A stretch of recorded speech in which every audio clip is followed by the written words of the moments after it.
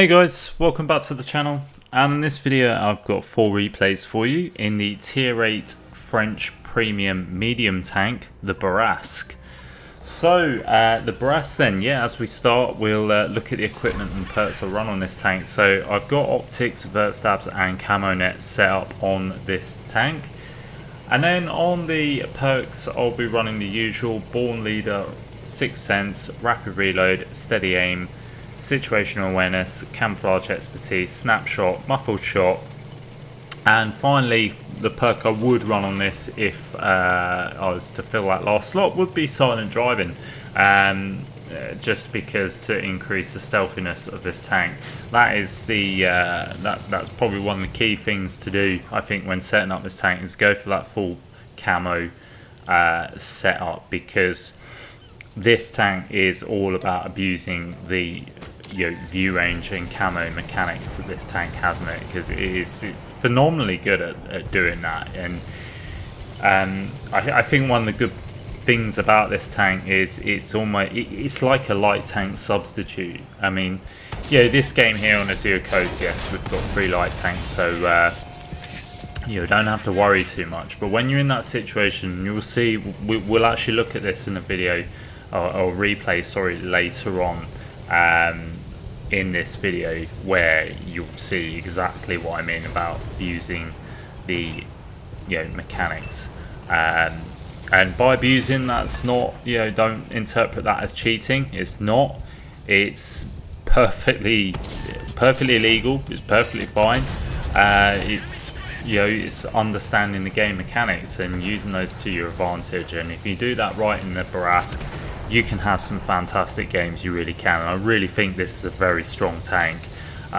Borderline overpowered. Probably is a bit overpowered at tier 8, but overall a strong tank nonetheless. And we will see that as we go on in the replays. So to summarise then on sort of the good points of the tank, we've talked about obviously the good view range and the camo setup. Your view range is actually at 390, 390 meters. You got good camo, obviously, like I said, with 344 meters of still concealment on the move. Sat still you will sit at 311. You've got a 360 alpha gun, which is a 2-shot auto loader.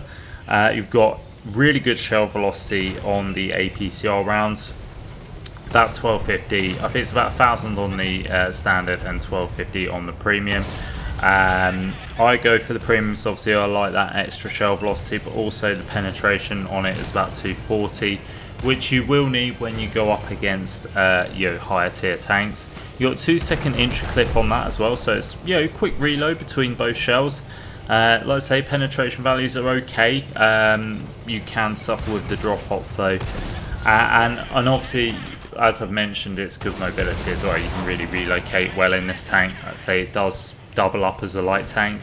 The mobility is very similar to that of a light tank, so you can get that top speed up to about 62 kilometers an hour flat out, with 23 on reverse.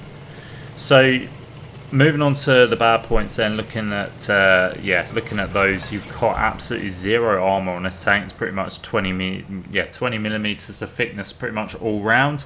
Yes, you will get your bounce off of the rear end if you're angled at the right, like I say, very rare. If tanks catch you on an angle, then you may bounce, but it's more likely you're going to get shot and you'll get penned. The penetration values I don't think are very good when you get past, when you're above tier 8, you get to those tier 9s, tier 10s, particularly super heavies, heavy tanks, anything with decent armor, you will start to struggle with, which, like I say, why I carry sort of pretty much full premium loadout. Got a 27-second base reload time, which I've got down to about just over 21 seconds, I think, with food and obviously rapid reload.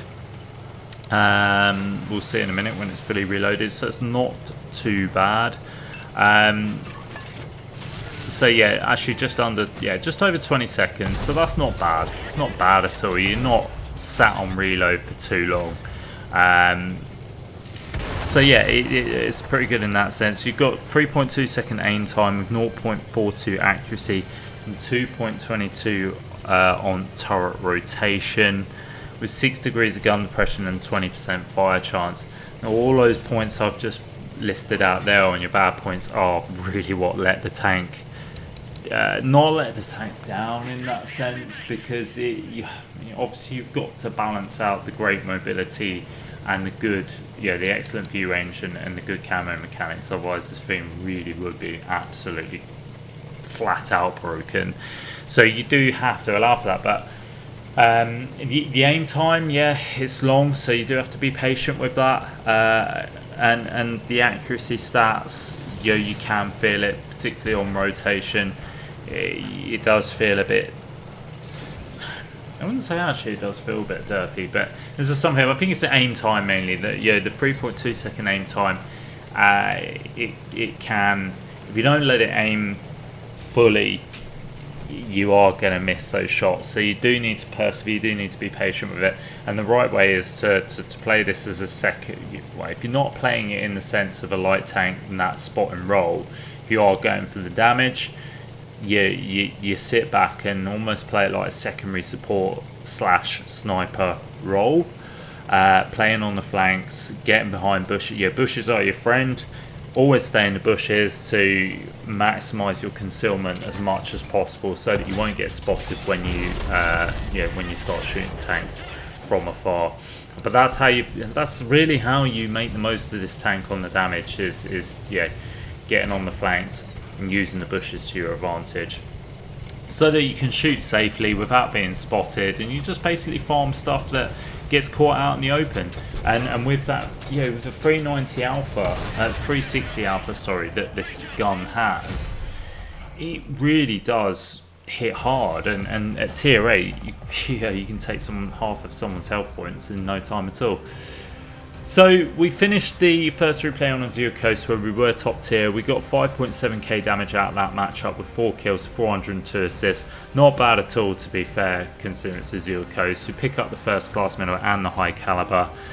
So yeah, a decent-ish game considering the map, because I just can't stand Azure Coast. I just don't find it strategic at all. And with sort of tanks like the Bourrasque, where it requires a fair bit of patience, we didn't do too bad in that matchup. But we're going to move into the second replay now, where we're on Siegfried line, and this is actually encounter mode, so this is the perfect variant for this sort of tank. I've always said from the beginning with Siegfried line on encounter metal, it really isn't fair. Because this situation, I'm just going to go straight over to this ridge, and I'm just going to catch out as many people as possible that are crossing. And I've said before, super heavies, if you're spawned out in the open, you got no chance, absolutely no chance. I've seen it before where people just get absolutely hammered. Now, apologies for the not so great video quality. I think this is a very old video. I think this was recorded when I was sort of streaming at the time, because Microsoft was having issues with being able to record off a USB stick, which is how I record my videos. So yeah, apologies on the video quality. It might be a little bit pixelated, a bit hazy, but bear with it. The replays will improve towards the end. So anyway, enough rambling on about video quality. We've not done too bad. We picked up 1,000 assists so far and 730 hit points. I've decided to go a little bit deeper here to try and light up tanks that are at the back, like these tank destroyers, which I know this is a common theme with Siegfried line, is tank destroyers always going to be at the back. Now I've just pulled back because I wanted to basically keep that distance, like I said, get behind a bush and get a shot in, which I managed to do on the Scorpion G that was running. And I'm just going to rinse and repeat here. It'd be nice if my team I mean, I don't really have much support here. This is the only problem. But I have got a couple of tanks sitting on E5, which I think are able to get shots on stuff that are out in the open. So this is quite good. I've got obviously a tank destroyer behind me. Now I'm going to swing wide here, and the reason being, again, I'm keeping my distance. I don't want to get caught out by any TDs, because although this is really good on the camera, here we go. You can see the example there. I get caught out from a tank destroyer that has got better concealment than me, maybe better view range, but yeah, I think it's more to do with the concealment factor. The concealment's much better on most TDs, and yeah, they're just outspotting me through that and that alone. So reasons why I just needed to be careful, and made the right play. Just as soon as I get lit, move back, try and get into cover as quickly as possible, and then wait until that tank is taken out, and that's what's happened. So hopefully we can make some more progress now. We can start advancing. I'm looking over the side, but again, my priority is to make sure that this rear is clear. If I can get some side shots safely, then I'm gonna do that.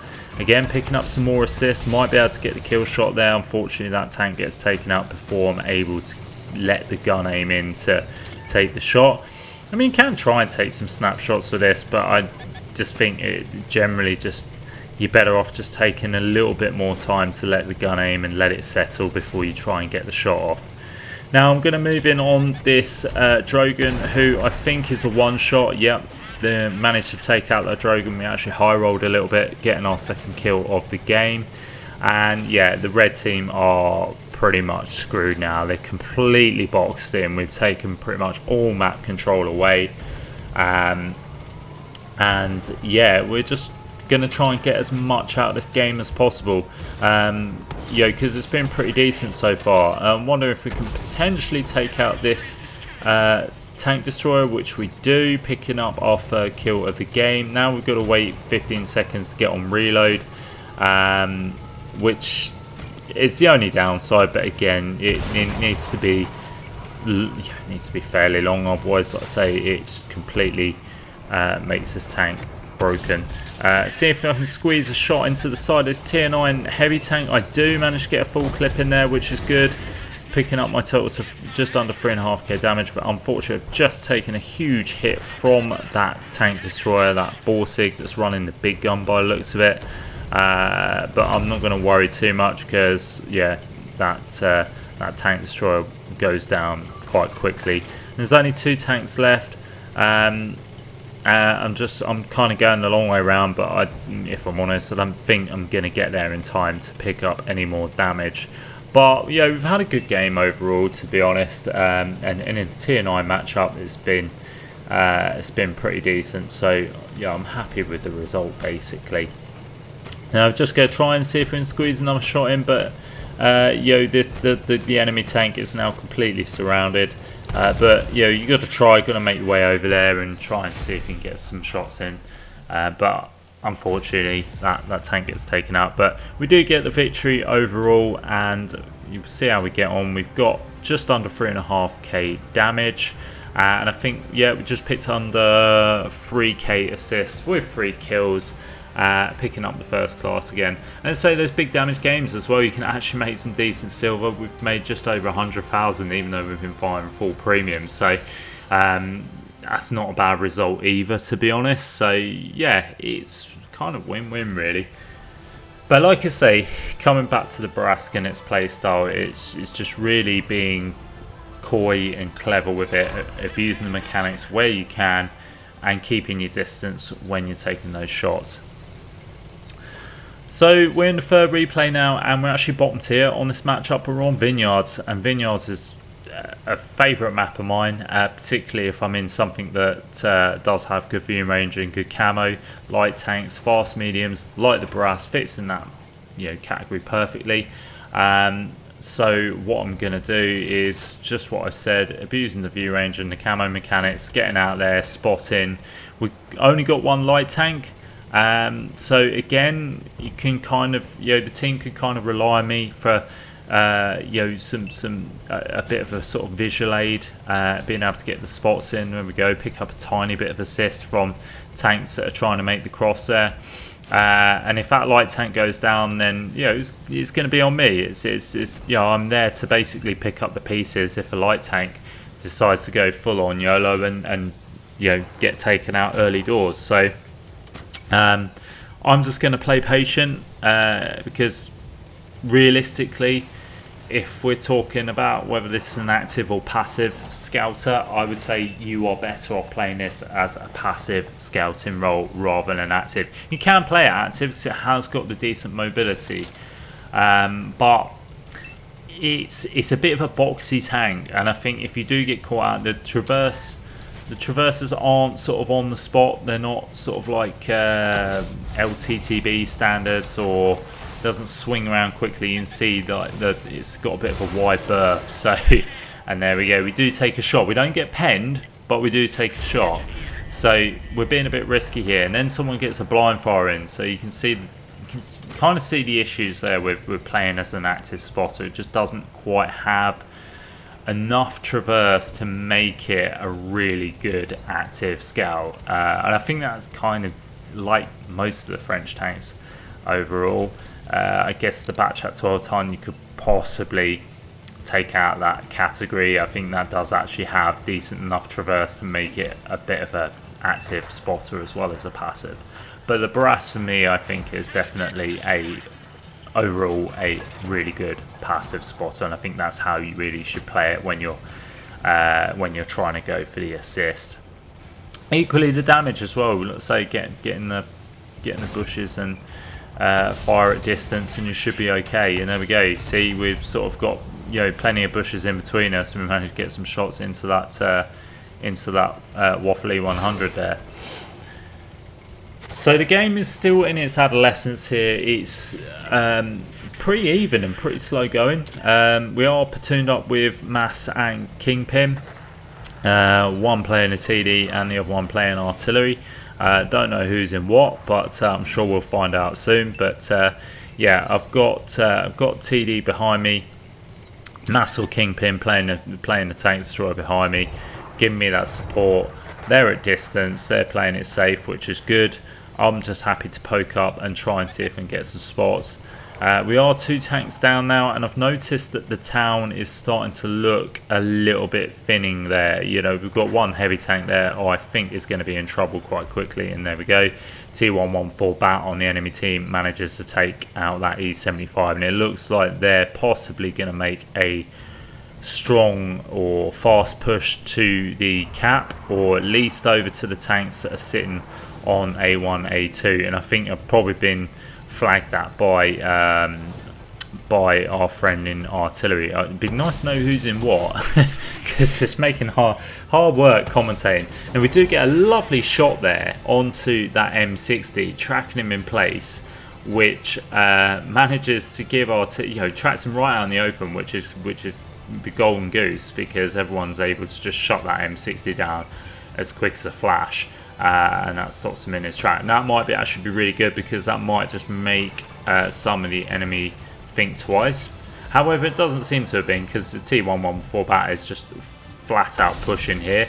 Now he decides to stop there, and well, gives me the kill shot. That's fine. I'll put a double clip into him, takes him out, which is good, because the T114 Bat is pretty much what I've always classed as a hybrid light. So yeah, again, a dangerous tank to have sort of running around when there's no light tank in the game, because they pretty much act as the spotter. I'm just looking back to see if we got shots into that heavy tank that's over the other side, but what I'm going to do is I'm going to come here and I'm going to support the guys that are over here in lighting up whatever I think could be in that castle. Now I'm using my radio wheel, just saying to cover me, and it looks like we potentially lit up that medium there, and I'm going to be a little bit more brave and try and see if there's anything else. Now we do pick up a little bit of assist there, and I'm just again taking a wide berth. I'm keeping the distance. You've heard me say that a lot throughout this video, is keeping the distance, because again, it's all about keeping the hit points. It's being able to stay in the game for as long as possible, because the longer the Bourrasque is in the game, the more dangerous it gets. Just like light tanks, the start and the end is where the story is at its best. So what we're doing now is we're just again keeping the distance, but this time I can notice that the medium and the tank destroyer have pushed fairly aggressive into those mediums there. Well, another medium has just turned up. There was one medium there, but no, it's not. And we finally found out who's playing what. So Mass is in the TD, he's in the French autoloader tank destroyer, and Kingpin is actually playing the RT. So there we go, we know who's in what. And it will make things a little bit easier trying to explain this video. Only took halfway through to get that sorted, so great. Yeah, we're just sort of viewing up options now, and maybe we're procrastinating a little bit here. I'm just trying to see if we've got shots on anything. Unfortunately, by the time we've reloaded, that Conqueror gets taken out by our friendly Murat, and you can see the numbers are starting to wane now in our favour. But yeah, all's not completely over. Now, one thing I should point out is that chieftain over there is actually an ex-DC clan member. Paulie Brazil used to be in DC, and I noticed that right off the bat, which is probably why I'm playing hesitant, because I know Paulie is a good player, and I don't want to get caught out by him. But yeah, the DC mantra is, if you see someone on the enemy team that is affiliated, then you've got to go for him, and that's exactly what we're doing. I'm going to play the spots here, and then I've got Mass on the hill, who's going to be looking, but then Paulie disappoints us and just ends up taking his own life. So yeah, that's a little bit of a downpour on our parade. But needless to say, we're just going to push on here, and we're going to try and get the last remaining 3 tanks. And again, just extending the view range right out. Managed to spot up this Jaeger that is sitting at the back there. Put one shot in, but we don't manage to pen the second because he just angles up enough. It's just gone unspotted, so again, I'm just going to swing over. Now we do get spotted there, and that's artillery that has lit us up. His proxy spotted us. The Jaeger gets taken out by Mass there. We can see the artillery, but we've also spotted the final tank destroyer at the back, which is a tier 8. And we managed to squeeze some shots in. The artillery gets taken up by a friendly Murat, and we're going to move in to try and pick up a last little bit of damage or assist on this enemy tank destroyer. We need to be quick because there's a heavy tank coming in from the right, and we've also got a medium tank behind us. But the great mobility on this tank means that we can get over there as soon as possible. And there we go, squeeze a shot into that charioteer and take him out for our second kill, bringing an end to the third replay. So let's see how we get on then. And we get a nice decent result with just over 3k damage with 2 kills, 5k assist, 150,000 silver as well, which is really nice. Again, the first class, I thought that maybe could have been maybe a few more kills could have been an ace. Credit to Kingpin and Mass as well for giving us the support there. As always, it always really is quite helpful. So on to the fourth and final replay, and yeah, the quality on this video is a lot better, so that's good. And we're on Prokhorovka, and there's no light tanks, and there's a hell of a lot of TDs and 1 artillery per team. So this is the dream scenario. This is where the stars align. You've got the perfect map. Prokhorovka, it's one of my favourites for this type of tank, because again, like I said, you'll see how I can abuse the camo and the viewing mechanics in this matchup. We see this IS at the back there, this poor IS. We're going to get 2 shots into him, bless him. He's on to a 1 shot already. That really sucks for him, but when you get caught out in the open like that, you're kind of asking for it. And we're moving over to the one line. But unfortunately, we get lit up there. And that says to me, similar to one of the other replays that we've seen earlier on, is there's a tank destroyer that's got very good concealment, and I think it's the M56 or the Iron Rain on their team which is outspotting me there, just purely because they got the better camo. And there we go, we do see an M56 which we managed to spot up. Now I'm going to aim my shots onto this BZ because I want to sort of get him down. He's playing hold down, so he's in a strong position, but we've got side shots on and there's bushes in between us, so we don't get lit up. We're already at 1500 assists there with 1300 damage. Again, we're getting out spotted there, so we just need to dart off. Using the mobility, we're just going to get out. It's just a little bit of rinse and repeat, bit of cat and mouse. But and we nearly get shot there as well for that. So again, got to be careful. This problem, the one line, it's a bit of a big gamble, but it will pay off. And we do take a shot there and again get out spotted. Try and sneak one in the motherland there, but yeah, unfortunately it doesn't hit. But we do get 1 out of 2 shots, and we're backing off. And yeah, it's I guess a bit boring commentary really, because I'm just doing the same thing over and over again, but it's effective. It's what works. I'm being patient. And that's one thing you need to have with the Bourrasque is patience. It's not a tank you YOLO in. You know, you see people YOLO in Bourrasques all the time, and they don't last long. You don't last long in many things that you YOLO in, to be fair. So yeah, I'm again just darting from side to side, and I've seen this Oni on the other side, and I'm thinking this is a good opportunity to get some shots in. We do get lit there, and I think it's going to be that Stern Panzer that is on the train tracks that has lit me up. It's definitely not the Oni. The Oni's too far back, and there's a bush in between me and the Oni, so it can't be that. So it has to be the Stern. I'm going to risk it for a biscuit again. Try and go back and spot up the Oni and see, once I'm off reload, if I can get some shots in. But then I see the Stern Panzer. I thought he was going to move forwards there, but I tried sneaking a shot in. Unfortunately, it just didn't quite hit true, but we do put him down to a 1-shot now. And yeah, the Stern Panzer's backing off. Now, I probably should go back to the other side. You can see our team are really being hesitant on the one line. That's actually done us a favour by moving there, because I think it's made the enemy team a little bit braver.